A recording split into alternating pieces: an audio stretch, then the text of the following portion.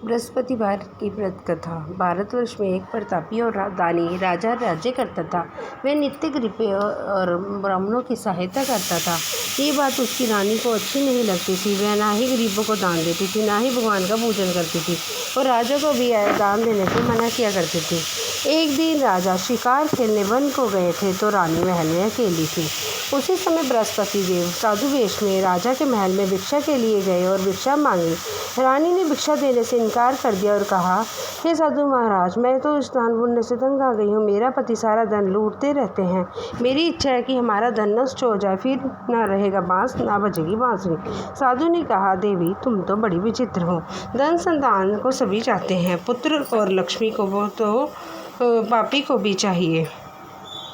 यदि तुम्हारे पास अधिक धन है तो भूखे मनुष्यों को भोजन दो, प्यासों को प्याऊ लगाओ, मुसाफिरों को धर्मशाला खुलवाओ, जो निर्धन अधिकारी कन्याओं का विवाह नहीं कर सकते उनका विवाह करा दो।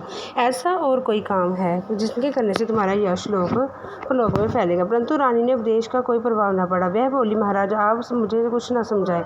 मैं ऐसा धन नहीं चाहती जो हर समय मांगती रहूं। साधु ने उत्तर दिया, यदि तुम्हारी ऐसी इच्छा है तो तथास्तु, तुम ऐसा करना। बृहस्पतिवार को घर लीप कर पीली मिट्टी से अपना सिर धोकर स्नान करना, भट्टी चढ़ाकर कपड़े धोना। ऐसा करने से सारा दिन नष्ट हो जाएगा। इतना कहकर वह साधु महाराज वहां से अलोप हो गए।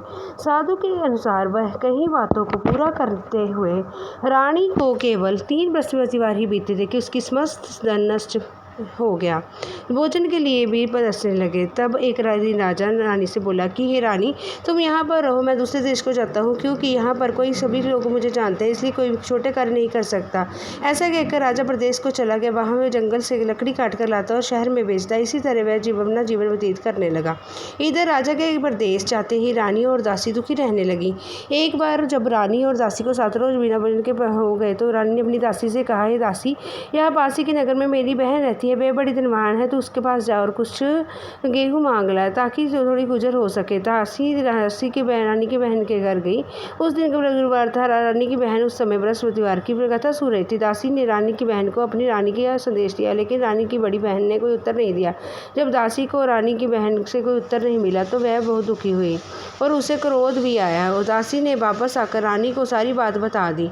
सुनकर रानी ने अपने भाग्य को कोसा। उधर रानी की बहन ने सोचा कि मेरी बहन की दासी आई थी, परंतु मैं उससे कुछ नहीं बोली, इससे वह बहुत दुखी हुई होगी। कथा सुनकर और भोजन समाप्त कर के वे अपनी बहन के घर गई और कहने लगी, बहन, मैं बृहस्पतिवार का व्रत कर रही थी जब तक तुम्हारी दासी गई, परंतु जब तक कथा होती है तब तक ना उठते और ना बोलते हैं, इसलिए मैं ना बोली। कहो दासी क्यों गई थी? रानी बोली, बहन, तुमसे क्या छुपो, हमारे घर में खाने को कुछ भी नहीं है। ऐसा कहते कहते रानी की आंखें भर आई। उसने दासी समेत पिछले 7 दिनों से कोई भूखे रहने तक की बात नहीं बहन को विस्तार पूर्वक सुना दी। रानी की बहन बोली, देखो बहन, हम भगवान बृहस्पति देव सबकी मनोकामना पूर्ण करते हैं। देखो, शायद तुम्हारे घर में राज रखा हो। पहले तो रानी को विश्वास नहीं और बहन की आग्रह लेकर अपनी रानी को दासी से नाज को उससे सचमुच अनाज से भरा एक घड़ा मिल गया। ये देखकर दासी को बड़ी हैरानी हुई। दासी रानी से कहने लगी कि रानी, जब हमको भोजन नहीं मिलता तो हम रोज व्रत करते हैं, इसलिए उन्हें इनसे व्रत की कथा और विधि पूछ ली जावे ताकि हम भी व्रत किया करें। तब रानी ने अपनी बहन से बृहस्पतिवार के व्रत की कथा पूछा। उसने रानी ने बताया, बृहस्पतिवार के दिन व्रत में चने की दाल और मक्का से विष्णु भगवान के केले की जड़ में पूजन करें तथा दीपक जलाए, व्रत कथा सुने और पीला भोजन करें। तब रानी और उसकी दासी ने उसी समय बृहस्पतिवार का व्रत रखा और बृहस्पतिवार के व्रत में चने की दाल और मक्का के विष्णु भगवान का केले की जड़ में पूजन किया तथा दीपक जलाए, व्रत कथा सुने और पीला भोजन करे। इससे बृहस्पति भगवान प्रसन्न होते हैं। व्रत और विधि जानकर रानी और बहन ने भी व्रत किया।